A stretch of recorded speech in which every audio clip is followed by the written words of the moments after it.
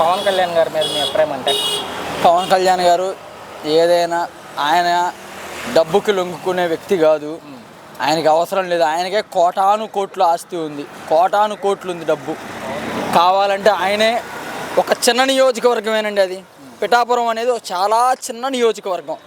ఆ నియోజకవర్గంలో ఆయన గారు నెగ్గారంటే జగన్మోహన్ రెడ్డి పోయాడు. చాలామంది పెద్ద పెద్ద నాయకులే పోయారు అక్కడికి మీటింగులకి. గెలిచిన కానీ ఏమైంది? గెలిచిన తర్వాత ఏ విధంగా ఉంది ఆయన పనితీరు అంటే, పవన్ గారి పనితీరు? నేను రీసెంట్గా అన్నవరంలో ఉద్యోగం చేశాను. ఓకే. తర్వాత అక్కడి నుంచి ఇక్కడికి వచ్చాను. అంటే కూలి పనిగా చేశాను. నేను ఎండోమెంట్ డిపార్ట్మెంట్లో చేయడం కానీ ఇంకోటి కానీ చేయలేదు సార్. కూలి పనిగా చేశా. అక్కడ ఏంటి అనే స్ట్రాటజీ ఏంటి అనేది నేను కనుక్కున్నాను. అక్కడ మాకు తెలిసిన విషయం ఏంటి సార్, పవన్ కళ్యాణ్ గారు మళ్ళీ ఓకే, పవన్ కళ్యాణ్ గారికి ఇబ్బంది లేదు. అదొకే. ఆయన డిప్యూటీ సీఎంగా ఉన్నారు, 5 శాఖల మంత్రిగా ఉన్నారు. ప్రజలకు ఏమైనా మంచి జరుగుతుంది ఆయన ఇచ్చిన శాఖల ద్వారా? చాలా వరకు అయితే ఇంప్రూవ్ ఉంది సార్. ఓకే సార్, ఒక చిన్న విషయం సార్, మేము డైరెక్ట్గా పవన్ కళ్యాణ్ గారి దృష్టిగా తీసుకొని పోదాం అనుకుంటున్నాం. మరి మీ ద్వారా పోతుందా లేదా మీరు డిలీట్ చేస్తారని మాకు తెలియదు. తీసుకెళ్తాము గవర్నమెంట్ దృష్టికి. ఒక విషయం సార్, ఇక్కడ ఏంటంటే హమాలీలు ఉన్నారు.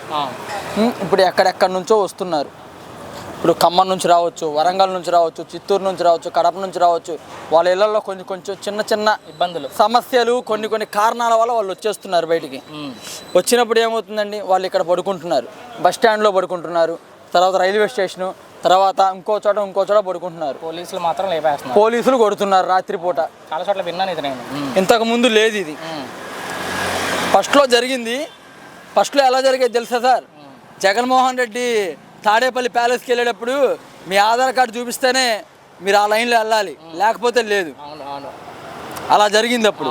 కానీ ఇప్పుడు కూడా కొన్ని ఏరియాల్లో కొంచెం సీఎం గారి దృష్టికి కూడా ఇది వెళ్తుందని చెప్పని నేను భావిస్తున్నాను. సమస్యని ఏంటి మరి, పవన్ గారిని తిట్టే వాళ్ళకి ఏం చెప్తారు? వాళ్ళు తిట్టే వాళ్ళు పిచ్చనా కొడుకులు తప్పించి ఏం లేదు. అంతే.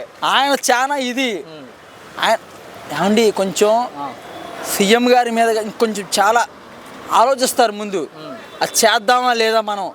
కానీ ఈ రోజుకి కూడా దేవుడి దయ వల్ల పవన్ కళ్యాణ్ గారికి కానీ చంద్రబాబు నాయుడు గారికి కానీ ఎటువంటి గొడవలు లేవు. ఇట్లాంటివి ఏంటంటే ఈ కొంతమంది నాయకులు ఉన్నాయి, వాళ్ళ పేర్లు మేము చెప్పకూడదు బయటికి. ఇది చెప్పామంటే వీళ్ళు ఏంటంటే వాళ్ళని ఎలా చేయాలి, బాబు గారిని ఎలా విడదీయాలి, ఏం చేద్దాం, వీళ్ళని విడదీస్తే మనం అధికారంలో రావచ్చు.